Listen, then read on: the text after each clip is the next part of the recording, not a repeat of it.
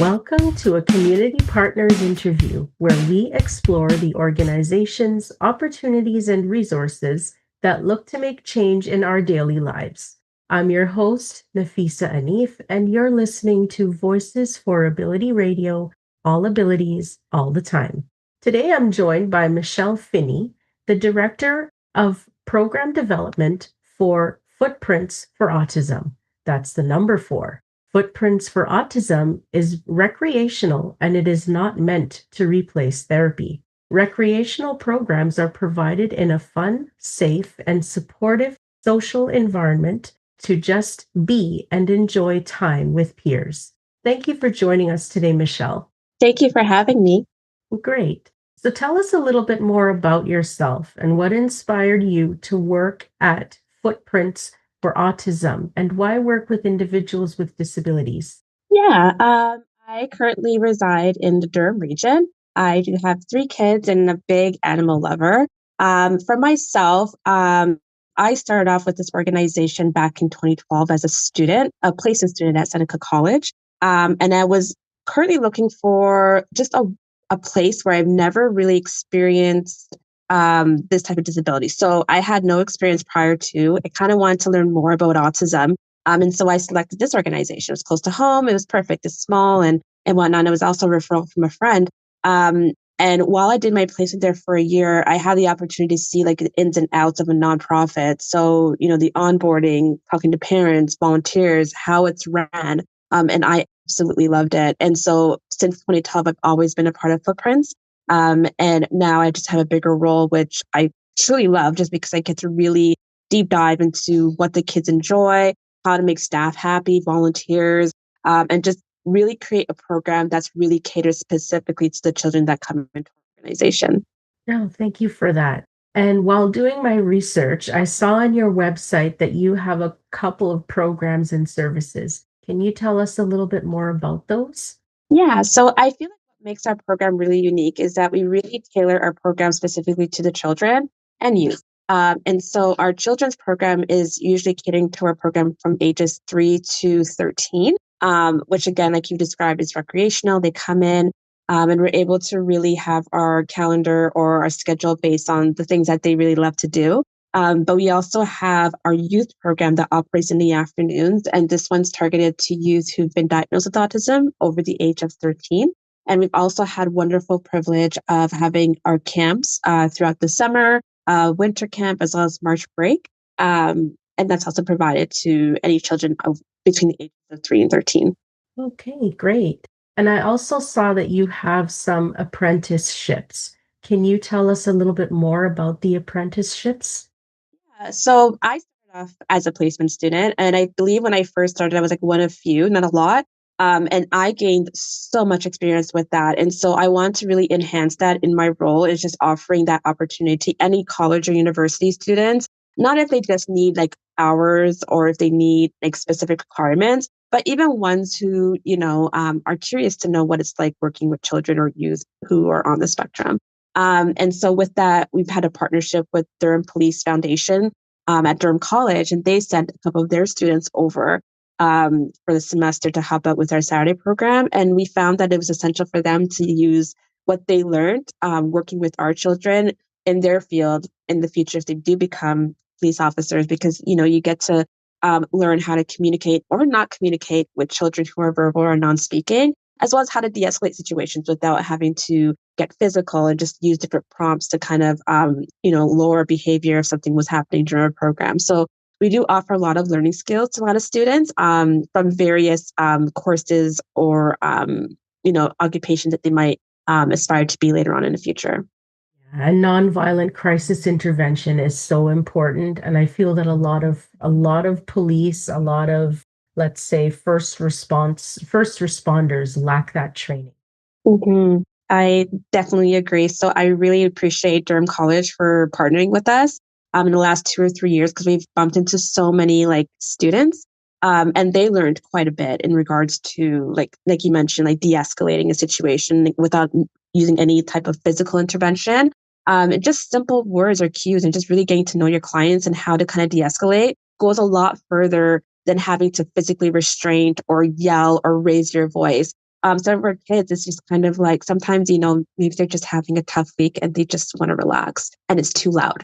And just finding maybe a quiet area does a lot better for them than telling them what to do. So again, like a lot of these skills are very, very helpful to a lot of students and anyone that wants to learn more about how to work with children with autism. For sure. And is any of this de-escalation training offered to the regular public, or is it only within Footprints for Autism? I can't speak on behalf of other organizations or the public, but I know for us, it's very important that we do teach our volunteers because we do have over 80 volunteers registered within Footprints. So anyone that comes across our organization or volunteers with us, they do go through the nonviolent crisis intervention training, as well as our paid staff. Our paid staff are also trained and they also talk our volunteers and other individuals who come across our organization just how to de-escalate a situation or just how to work with our clients. Okay, good to know. Good to know. And when it comes to assigning supports or resources, what is the process for determining what supports or resources are required? Is this specifically for our clients? Yes. Specifically for clients within Footprints.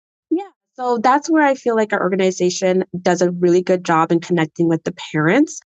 Because it's one thing with our organization because it's recreational, like some parents could just drop off their child and leave, right? But for us, like it's very important that we develop such a strong relationship with the parents and they're also their resources. So when we onboard a new family, like we always talk to them about things that their child loves to do, you know, things that we shouldn't do or shouldn't implement, or things that they enjoy. Like for instance, right now, a big thing with our clients is like Pokemon, for instance, right? And a lot of parents will let us know, like, oh, our child really is into Pokemon.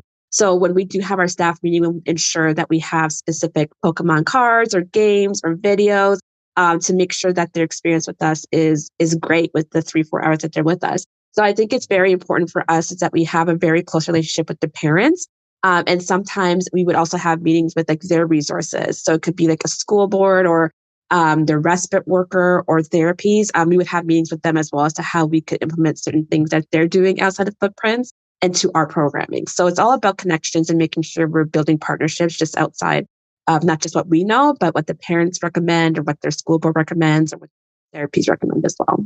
So are most of your recreational programs conducted in person or virtually? Oh, they're all in person.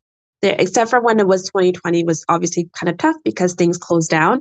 But because we were labeled as essential service, like we reopened within, I would say, less than a year. But all of our programming is in person. And do you operate primarily within the Durham region? Yeah, so we do have 2 locations. So we do have a location, actually, I should say 3. We have a location in Pickering, one in Whitby, and right now we're doing a partnership with the Respite Club in Curtis, where we do programming there once a month. So we do have 3 different locations that we offer the respite recreational services. Wow. Okay. Mhm. And without using any names, can you share a success story with me? What supports were put into place when someone asked for help? Oh my gosh. I love this question just because I've been at Footprints since 2012, I've had the beautiful opportunity of watching like the youngest clients when I first started to like how they are right now. So I would say like a success story, but just a matter of fact that I saw someone who was like age 3 and now that person is like a teenager. And just seeing the growth in them because before they never used to know my name. And now, like when I walk into the youth program, like she knows my name, she knows my kid's name, and just kind of we'll have conversations about what they're doing for the summer and just like how's school, how's high school. So I think that's a beautiful thing. Just watching them grow into young adults is just really amazing to see. It truly is. And then watching them grow from young adults into successful adults, Mm-hmm. if they want a career, Mm-hmm. in any field, or maybe their career is simply what you're doing by helping others. It's just amazing to watch that growth happen. Mm-hmm. I definitely agree. Definitely agree. For sure. For sure. What is the one thing that you see happening over and over again to individuals with disabilities that shouldn't be happening? And how do we stop it? Yeah. Oh, that's another good question. I would say in the last year, I would say lack of understanding, not just from adults, but from youth and children themselves that are not diagnosed with autism. So I feel there's a lack of awareness for children who are not part of the neurodivergent community and not understanding that maybe someone is not shy, it's because it's a part of their autism, right? Or um, maybe reaching out and being kind to those individuals. Because I find that there's been an uptick in bullying, and especially for ones who are on the spectrum between the ages of preteen to teenagers, because people don't understand them. And I just wish the school board and there should be other resources to help people understand that, look, there's people who are different. It doesn't mean that they're bad. It just means they need extra care or extra understanding or extra patience. And I just feel that I wish that was expressed more. Um, and that could be a role that parents can play. Is just talking to the children about, caring for those ones and just making sure you reach out to them, making sure they're okay, and not making fun, no bullying, and just really making them feel included. I agree with everything you said. It is having grown up with a disability myself. I'm totally blind, and just not having the understanding from the people around you can really make or break your day, your time, your mood, everything. It's so important. Yes, I agree. I definitely agree. So, yeah. It really is. Yeah. Are there any events coming up for Footprints for Autism? Yeah, so very big month. Just a couple of things. Like with our youth program, we're really encouraging them to get out there and just develop certain skills. So throughout the summer, they are hosting a lemonade stand, just to kind of build those skills about customer service and payment and learn how to manage money. And the money that they raise, they actually go to the grocery store and buy food and cook together.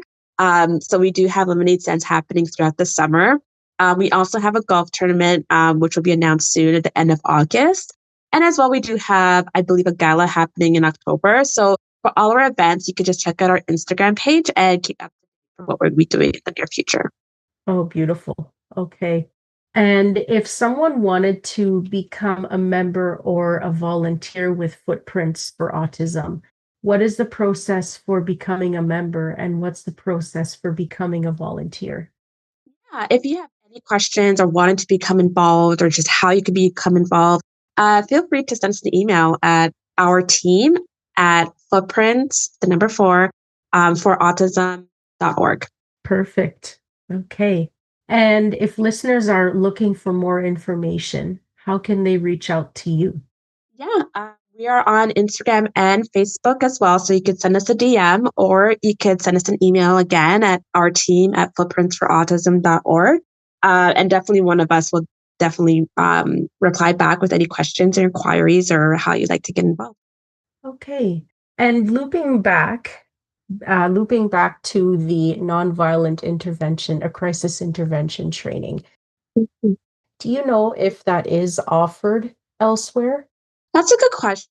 I'm not quite sure if someone were to just sign up for the course. I just know that, like for us, so myself is certified as a teacher, but specifically for our organization, I'm just not quite sure as to where, if you wanted to just learn about it, as to where you go.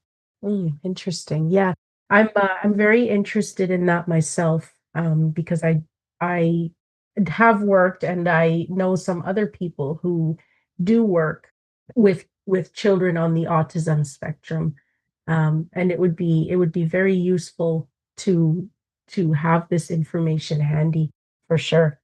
Hmm. Yeah, definitely. Okay. Mhm.